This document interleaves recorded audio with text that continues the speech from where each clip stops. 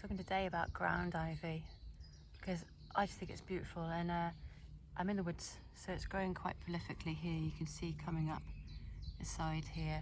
It's quite abundant, and you'll just see it because these lovely little purple flowers dotted through what's growing. It's a gorgeous spring day. You can hear the woodpecker in the background, the birds singing. I'm going to talk about ground ivy because it's such a lovely plant to get to know.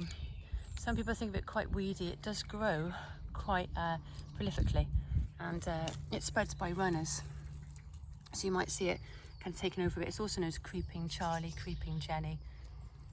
It's from the mint family. It is edible and medicinal. A lot of what we call weeds are actually really, really good for us, and they're hardy plants. They would probably keep going through a lot of what happens on our earth. I love ground ivy. You can identify it quite well this time of year, April, because these little flowers, they've got this sort of lobing. You see the top lobes, and you can see this little patterning inside. It sort of draws the pollinators in. It's quite significant of others in this mint family because think about rosemary, lemon balm, hedge woundwort.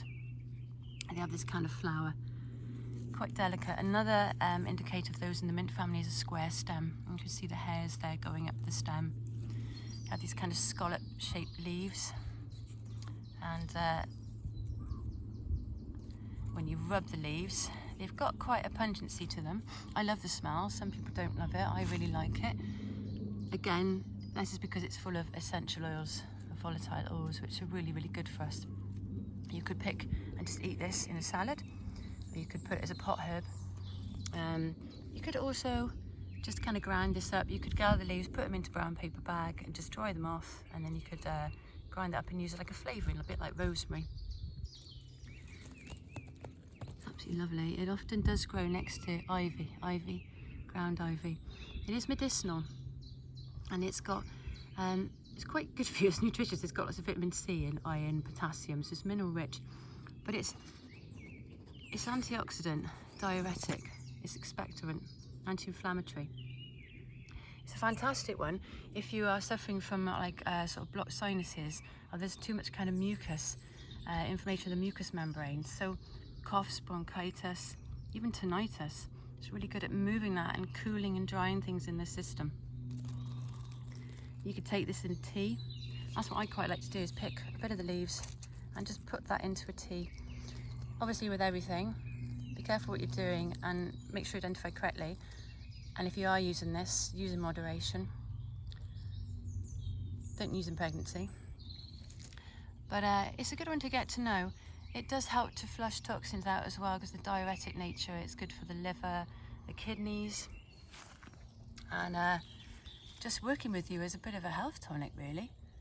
Ground ivy, Glechoma, hederacea.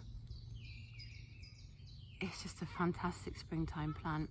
It was also used years ago in brewing ale instead of hops. And it used to actually, one of its other names was ale hoof. I like that.